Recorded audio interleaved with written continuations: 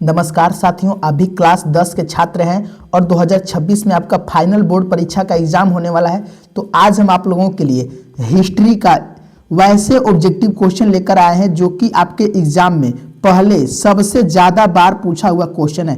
यानी वही क्वेश्चन आज हम लोग सोल्व करेंगे, एक एक क्वेश्चन को सोल्व करेंगे जो आपके एग्जाम में आने वाला है और जो पिछले साल में सबसे ज़्यादा पूछा हुआ प्रश्न है। अगर जो बच्चा इस वीडियो को लास्ट तक देख लेता है, समझो हिस्ट्री का टोटल 30 ऑब्जेक्टिव क्वेश्चन लेकर आए हैं जो कि एकदम आने वाला प्रश्न है। तो चलिए क्लास को स्टार्ट करते हैं। आप लोग इस वीडियो को लास्ट तक जरूर देखिएगा बाबू, तभी आपका एग्जाम यानी हिस्ट्री जो है, इतिहास जो है क्लियर हो जाएगा।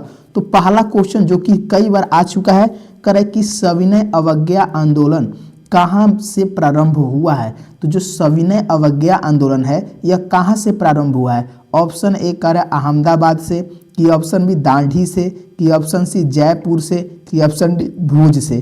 तो याद रख लेंगे सविनय अवज्ञा आंदोलन जो प्रारंभ हुआ था वह दांडी से हुआ था। कहाँ से? दांडी यात्रा से हुआ था। ऑप्शन बी आपका बिल्कुल सही हो जाएगा, इसको याद कर लेंगे। और देखिए, अगर आप लोग को अभी तक इतिहास का ऑब्जेक्टिव क्वेश्चन क्लियर नहीं है बाबू, तो इस चैनल को जरूर सब्सक्राइब कर लीजिएगा। चाहे और भी सब्जेक्ट हो, अगर आपको ऑब्जेक्टिव नहीं आ रहा है, अगर कमजोर हो गए हैं, तो बाबू ये चैनल आपको पूरी तरह से हेल्प करेगा, एक भी क्वेश्चन एग्जाम में नहीं छूटेगा। तो चैनल को जरूर सब्सक्राइब कर लीजिएगा और वीडियो को लाइक करना मत भूलिएगा। चलिए दूसरा क्वेश्चन देखिए, कह रहा है लखनऊ समझौता किस वर्ष हुआ था। तो जो लखनऊ समझौता है किस वर्ष हुआ था? 1916 ईस्वी में, कि 1918 में, कि 1920 में, कि 1922 ईस्वी में। तो दूसरा का आंसर हो जाएगा 1916 ईस्वी में लखनऊ समझौता हुआ था। ऑप्शन ए को एकदम याद कर लेना है। चलिए तीसरा क्वेश्चन देखते हैं।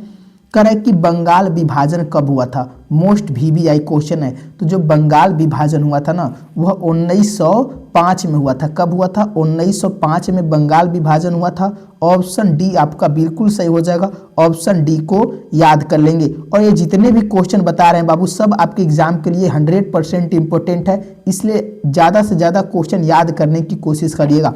कह रहे हैं कि जलियांवाला बाग हत्याकांड कब हुआ था। यानी जो जलियांवाला बाग हत्याकांड हुआ है कब हुआ था? कर 13 अप्रैल 1819 में, कि 13 अप्रैल 1999 में, कि 13 अप्रैल 1919 को, कि 14 अप्रैल 1919। यह भी वीवीआई क्वेश्चन है, तो ध्यान रखेंगे। यानी जो जलियांवाला बाग हत्याकांड हुआ था कब हुआ था? तो 13 अप्रैल 1919 को हुआ था। ऑप्शन सी बिल्कुल सही हो जाएगा, ऑप्शन सी को याद कर लेंगे।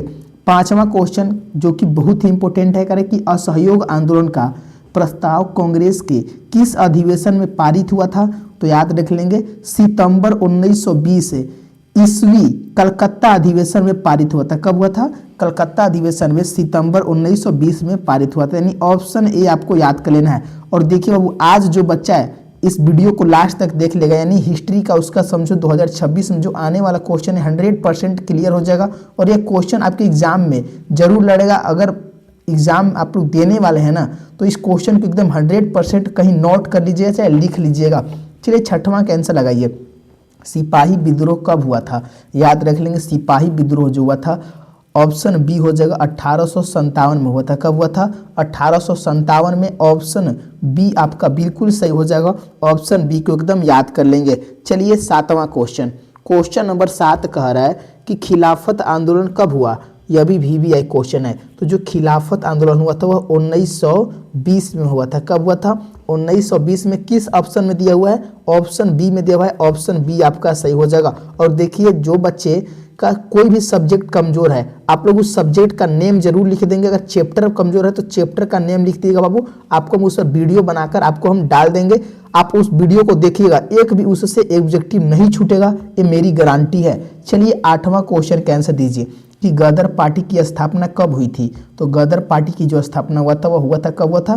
तो 1913 ईस्वी में गदर पार्टी की स्थापना हुई थी। ऑप्शन ए आपका बिल्कुल सही हो जाएगा, इसको याद कर लेंगे। अगला क्वेश्चन देखते हैं, क्वेश्चन नंबर 9 कह रहा है खिलाफत आंदोलन किस देश के शासक के समर्थन में हुआ था। तो जो खिलाफत आंदोलन होता किस देश के शासक के समर्थन में हुआ था? कह रहे अरब की, सऊदी अरब की, अमेरिका की, तुर्की। याद रख लेंगे तुर्की बाबू, ऑप्शन डी आपका 100% सही हो जाएगा, ध्यान रखेंगे। अगला क्वेश्चन देखते हैं 10वां क्वेश्चन। जो कि कई बार आ चुका है। क्वेश्चन कर रहा है कि लेनिन की मृत्यु कब हुई थी। इसका आंसर आपको कमेंट बॉक्स में लगाना है। तो लेनिन की मृत्यु कब हुआ था? 1921 में नहीं हुआ था, 1924 में लेनिन की मृत्यु हुई थी बाबू। ऑप्शन डी आपको एकदम दिमाग में फिक्स कर लेना है। चलिए 11 का आंसर दीजिए। कह रहा है कि साम्यवादी घोषणा पत्र के लेखक कौन थे? तो याद रख लेंगे साम्यवादी घोषणा पत्र के जो लेखक थे, कह रहा लेनिन थे कि ट्राटस्की थे कि लियो टॉलस्टॉय कि कार्ल मार्क्स और एंगेल्स थे। तो याद रख लेंगे कौन थे? कार्ल मार्क्स और एंगेल्स थे। ऑप्शन डी आपका बिल्कुल सही हो जाएगा। ऑप्शन डी को याद कर लेंगे। अगला क्वेश्चन देखते हैं 12 क्वेश्चन। कह रहा है कि जार निकोलस द्वितीय की जो पत्नी जरीना है किस देश की राजकुमारी थी? तो जार निकोलस द्वितीय की जो पत्नी जरीना है ना, वो ऑस्ट्रिया की राजकुमारी थी। कहाँ की राजकुमारी थे बाबू? ऑस्ट्रिया की थी। ऑप्शन सी आपका बिल्कुल सही हो जाएगा। अगले क्वेश्चन की ओर चलते हैं। 13 क्वेश्चन कह रहा है कि किन दो देशों के मध्य ब्रेस्ट लिटोवस्क की संधि हुई थी? तो किन दो देशों के मध्य हुआ था? तो किसके बीच? तो रूस और जर्मनी के बीच हुआ था। याद रख लेंगे। ऑप्शन बी आपका सही हो जाएगा। और देखिए जो जो हम बताते हैं क्वेश्चन बाबू वो एकदम आपको याद कर लेना है, तो वही क्वेश्चन लड़ेगा। ध्यान रखेंगे एक भी नहीं छूटेगा। अगर आप लोग दिल से सारे क्वेश्चन को याद करते हैं और रोज क्लास को करते हैं तो समझिएगा आपका एक भी क्वेश्चन नहीं छूटने वाला है। ध्यान रखेंगे और चैनल को बाबू जरूर सब्सक्राइब कर लीजिएगा, तभी आपको रोज क्लास मिलता रहेगा। और वीडियो को लाइक जरूर कर लीजिएगा। चलिए बताइए कि खूनी रविवार किसको कहा जाता है? तो जो खूनी रविवार है ना, किसे कहा जाता है? तो 1905 के रविवार को खूनी रविवार कहा जाता है। ऑप्शन सी बिल्कुल सही हो जाएगा। अब अगला क्वेश्चन देखते हैं 15 क्वेश्चन। कह रहा है कार्ल मार्क्स और खाली स्थान ने कम्युनिस्ट घोषणा पत्र का प्रकाशित किया था। तो कार्ल मार्क्स के साथ और कौन थे? याद रखेंगे एंजिल्स थे। एंजिल्स और कार्ल मार्क्स मिलकर कम्युनिस्ट घोषणा पत्र का प्रकाशन किया था। ऑप्शन बी आपको एकदम याद कर लेना है। ऑप्शन बी सही हो जाएगा। अगला क्वेश्चन देखते हैं 16 क्वेश्चन। क्वेश्चन नंबर 16 कह रहा है कि समाजवादियों की बाइबल किस बुक को कहा जाता है? तो समाजवादियों का बाइबल किसे कहा जाता है?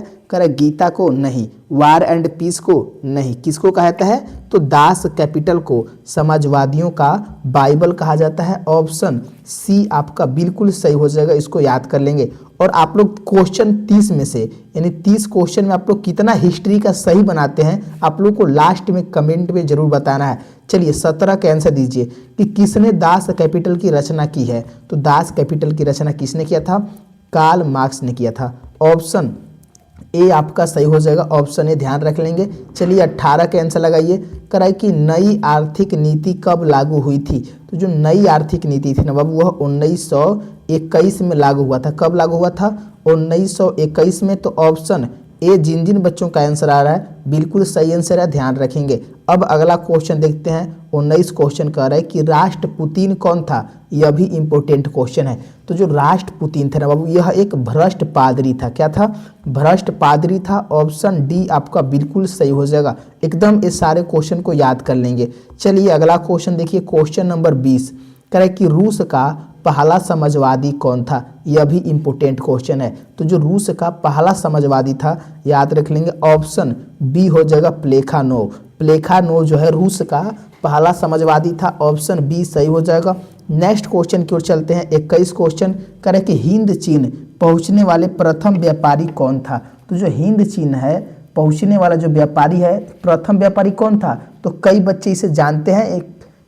इसका आंसर हो जाएगा बाबू याद रख लेंगे पुर्तगाली। पुर्तगाली जो था ना वो सबसे पहले व्यापारी आया था। ये ऑप्शन ए आपको याद कर लेना है। अगले क्वेश्चन की ओर देखते हैं। 22 क्वेश्चन कह रहा है अंकुर वाट का मंदिर कहाँ स्थित है?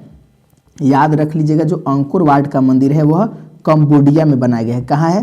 कंबोडिया में स्थित है। ऑप्शन बी आपका बिल्कुल सही हो जाएगा। इसको याद कर लेंगे। चलिए 23 का आंसर दीजिए। कह रहे कि हिंद चीन क्षेत्र में कौन कौन से देश आते हैं? तो हिंद चीन क्षेत्र में कौन से देश आते हैं? याद रख लेंगे कंबोडिया, वियतनाम और लाओस आते हैं। और देखिए बाबू आप लोग अपना अपना नाम नहीं लिखते। हम बोलते हैं कि आप लोग अपना नाम जरूर कमेंट में लिखा करिए।